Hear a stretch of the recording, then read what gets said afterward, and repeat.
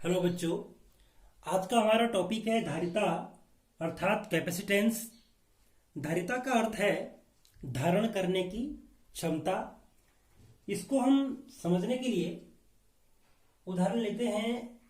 यदि हमारे पास एक बर्तन है और बर्तन में यदि हम पानी की मात्रा बढ़ाते हैं, देखिए यदि हम पानी इसमें भरते जाते हैं तो आप देख रहे होंगे जैसे जैसे इसमें पानी भर रहा है तो इसमें एक चीज बढ़ रही है। और वो चीज क्या बढ़ रही है? इसका तल, पानी का लेवल इसमें बढ़ रहा है। इसमें मात्रा किसकी भरी जा रही है? इसमें मात्रा भरी जा रही है पानी की। और बढ़ क्या रहा है? पानी का लेवल बढ़ रहा है। देखिए धीरे धीरे पानी का लेवल बढ़ता जा रहा है। इसी प्रकार हम कह सकते हैं कि यदि हमारे पास यदि ये माना कोई चालक है और इसमें यदि हम आवेश की मात्रा बढ़ाते हैं, हमने इसमें लगातार आवेश की मात्रा बढ़ा दी। हम इसमें आवेश की मात्रा यदि बढ़ा रहे हैं तो आवेश की मात्रा बढ़ाने पर क्या बढ़ रही है? इसमें आवेश की मात्रा तो बढ़ ही रही है, लेकिन उसके साथ साथ और क्या चीज इसमें बढ़ रही है? तो जो चीज बढ़ रही है उसे हम कहेंगे कि उसका विभव बढ़ रहा है। विभव बढ़ रहा है। तो जैसे पानी की मात्रा बढ़ाई तो पानी का तल बढ़ा, वैसे ही आवेश की मात्रा बढ़ाएंगे तो इस पूरे प्लेट का विभव बढ़ जाएगा। अर्थात हम कह सकते हैं कि आवेश Q directly proportional to V, यानी कि V विभवांतर या विभव किसके अनुपाती है? आवेश के। जैसे जैसे हम आवेश की मात्रा को बढ़ाएंगे वैसे वैसे क्या बढ़ेगा? आपका विभव बढ़ेगा। अब यहां पे यदि हम इस चिन्ह को हटाएं तो हम लिख सकते हैं कि Q इज इक्वल टू, यहां पे नियतांक आ जाएगा, वो हो जाएगा CV।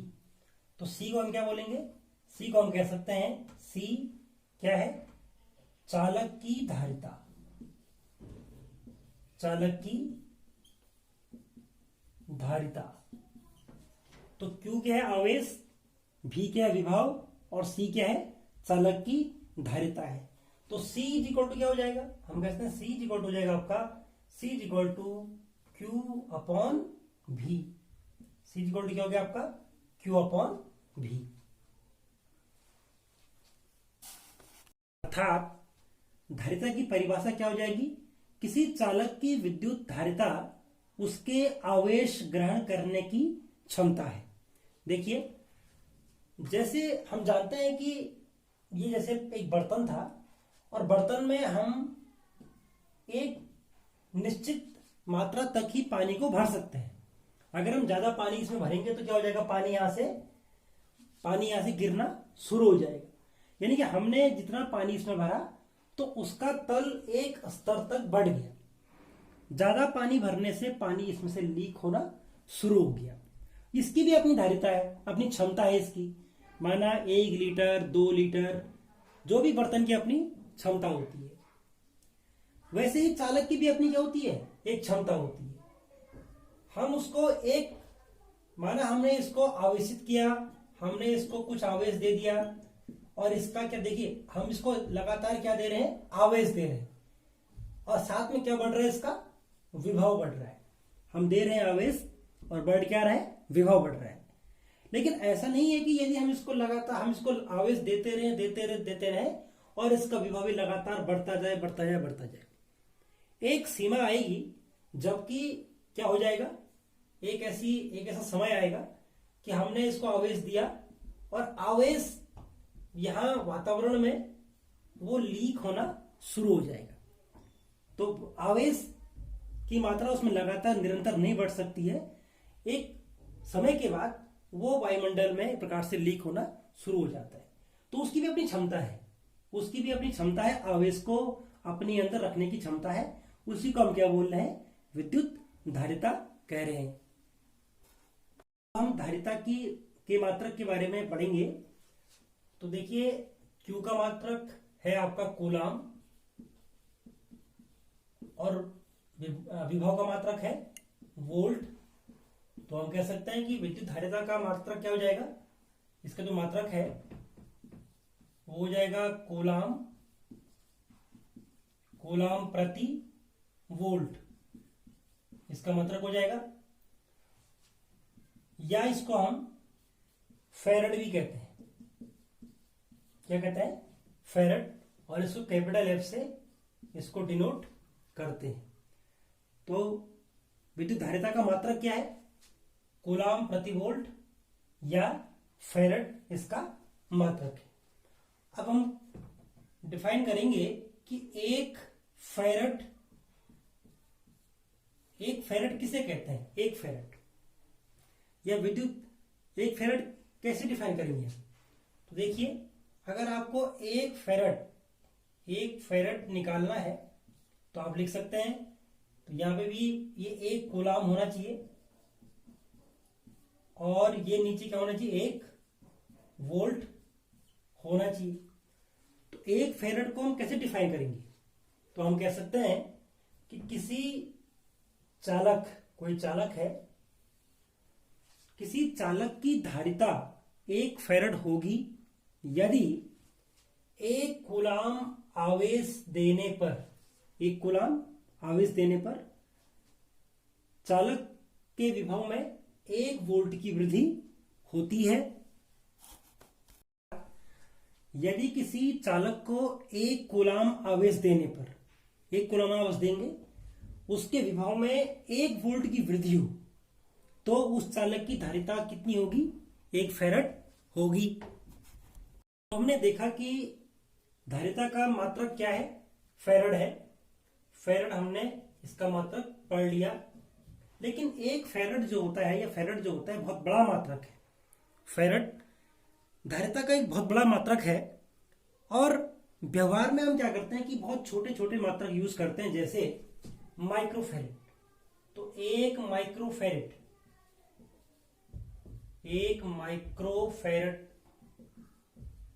तो माइक्रोफेरेड को हम, माइक्रोफेरेड बराबर क्या हो जाएगा, 10⁻⁻⁶ फेरड। तो इसको हम क्या लिखते हैं, 1 microfarad is equal to 10⁻⁻⁶ farad, पहला मात्रक। दूसरा मात्रक है इसका 1 पिकोफेरड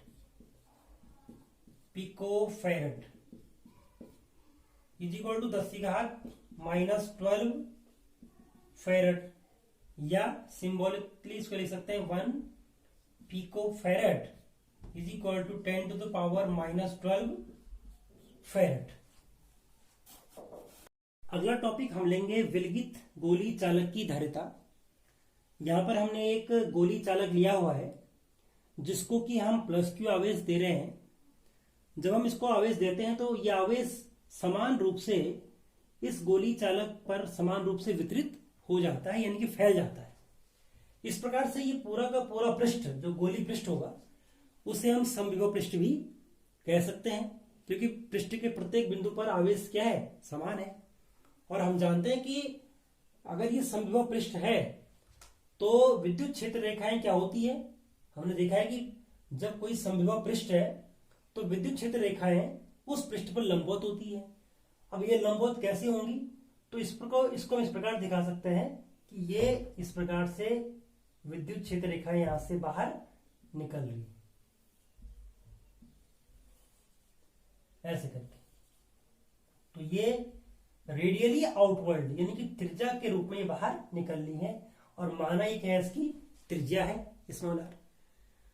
तो अब हम क्या कर सकते हैं, देखिए यहां पे एक कॉन्सेप्ट है कि आवेश तो हमने बाहर दे रखा है, लेकिन हम इस आवेश को, इस क्वेश्चन को सॉल्व करने के लिए भी मान सकते हैं कि इसके केंद्र पर, ऐसा भी मान सकते हैं कि यह आवेश इसके केंद्र पर स्थित भी मान सकते हैं। आवेश दिया तो था कहां, बाहर, लेकिन चूंकि प्रतीत ऐसा होता है कि आवेश कहां से आ रहा है, ये रेखाएं तो इसके केंद्र से आ रही है, इसका मतलब आवेश कहां पे होगा, इसके केंद्र पे होगा। तो आवेश कहां पे मान सकते हैं, इसके केंद्र बिंदु पे मान सकते हैं। अब हम कह सकते हैं कि गोले की सतह पर विभव, गोले की सतह पर विभव, विभव कितना होगा गोली की सतह पर, तो V इज इक्वल टू क्या है फॉर्मूला हमारे पास 1/4πε0 into Q upon R, R यानी कि ये दूरी कितनी है, अगर माना यहाँ पे आवेश दे रखा है तो दूरी कितनी हो जाएगी R, तो Q अपॉन R जाएगी। अब हमको निकालना क्या, चालक की धारिता निकालनी है, चूंकि धारिता C इज इक्वल टू क्या होता है Q अपॉन V होता है, तो हम लिख सकते हैं Q का मान क्या है, जो आवेश आपने दे रखा है, आपने आवेश दिया था Q और V का मान कितना है 1/4πε0 इंटू Q अपॉन R, तो इसको हम लिख सकते हैं C is equal to Q और ये नीचे की टर्म गुणा के ऊपर चली जाएगी Q इंटू 4πε0 इंटू R बटे Q से Q कैंसिल, तो C इज इक्वल टू क्या हो गया 4πε0 इंटू R। तो हम कह सकते हैं कि यदि कोई गोलीय चालक है उसको हमने Q आवेश दिया और Q आवेश देने पे उसकी सतह पर भी विभव प्राप्त होता है, तो उसकी धारिता कितनी होगी C is equal to 4πε0 into R। अब हमारा अगला टॉपिक है संधारित्र यानी कि कैपेसिटर। संधारित्र क्या होता है, तो संधारित्र वह युक्ति है जिसमें चालक के आकार में बिना परिवर्तन किए उसकी वैद्युत धारिता बढ़ाई जा सकती है ताकि वह आवेश की पर्याप्त मात्रा संचित कर सके। इससे पहले हमने ये पढ़ा था कि माना कि एक चालक है और चालक को हम लगातार क्या दे रहे हैं, आवेश दे रहे हैं, इसको हमने आवेश दिया और आवेश देने पे हमने देखा कि इसका विभव बढ़ के कितना हो गया V हो गया, और जब इसके बाद आवेश देंगे तो ये आवेश क्या हो जाएगा, आवेश यहां से लीक होना शुरू हो जाएगा, यानी कि इसकी अपनी एक क्षमता है एक आवेश स्टोर करने की, आवेश को ग्रहण करने की या इसको आवेश को अपने अंदर संचित करने की क्षमता है प्रत्येक चालक की। तो हम चाहते हैं कि कैसे करके इसकी क्षमता को बढ़ाया जाए, तो जिस तरीके से हम बढ़ा सकते हैं उसका नाम क्या है, उसको हम कहते हैं एक डिवाइस हमने बनाया, एक उपकरण बनाया, उसका नाम है संधारित्र, जो कि अपने अंदर क्या करता है, जो कि अपने अंदर आवेश की पर्याप्त मात्रा को संचित कर सकता है, यानी कि अपनी धारिता को बढ़ाएगा। देखो आवेश कब संचित कर सकता है, जब धारिता बढ़ेगी, धारिता बढ़ेगी तो आवेश की मात्रा भी क्या हो जाएगी, अधिक मात्रा में संचित हो सकती है। उस युक्ति को क्या कहते हैं, हम संधारित्र कहते हैं। इसका प्रतीक कैसा होता है, प्रतीक देखिए, इसमें दो प्लेटें होती हैं, बहुत इंपॉर्टेंट है, इसमें दो प्लेटें होती हैं और दो प्लेटों को इस प्रकार से जोड़ा जाता है, तो ये इसका प्रतीक हो गया। यानी कि अगर आपने इसकी धारिता को बढ़ाना है तो एक और आप चालक इसके साथ जोड़ दीजिए थोड़ा सा गैप के साथ, तो ये बन जाएगा आपका संधारित्र का प्रतीक। हम अध्ययन करेंगे कि संधारित्र की धारिता को प्रभावित करने वाले कारक कौन कौन से हैं। तो जैसे कि हम जानते हैं कि संधारित्र एक ऐसी युक्ति है जिसमें कि दो चालक प्लेटें, आपके पास प्लेट नंबर 1 प्लेट नंबर 2 दिखा रखी है, दो प्लेटें हैं जो कि आपस में कुछ दूरी पर स्थित हैं। तो ये इसकी धारिता किन किन कारकों पर निर्भर करती है, सबसे पहले कि प्लेटों के क्षेत्रफल पे। प्लेटों के क्षेत्रफल, जितनी प्लेटों का क्षेत्रफल जितना अधिक होगा उतनी धारिता अधिक होगी, यानी कि संधारित्र की धारिता अनुक्रमानुपाती है किसके, प्लेटों के क्षेत्रफल के, तो C directly proportional to A। इसके बाद हम देखेंगे कि प्लेटों के बीच की दूरी, अगर प्लेटों के बीच की दूरी स्मॉल d है तो इस दूरी का क्या प्रभाव पड़ता है धारिता पर। तो हम देख रहे हैं कि प्लेटों के बीच की दूरी की व्युत्क्रमानुपाती होती है, यानी कि अगर दूरी अधिक होगी तो धारिता कम होगी, दूरी कम होगी धारिता अधिक होगी, यानी कि C is inversely proportional to D।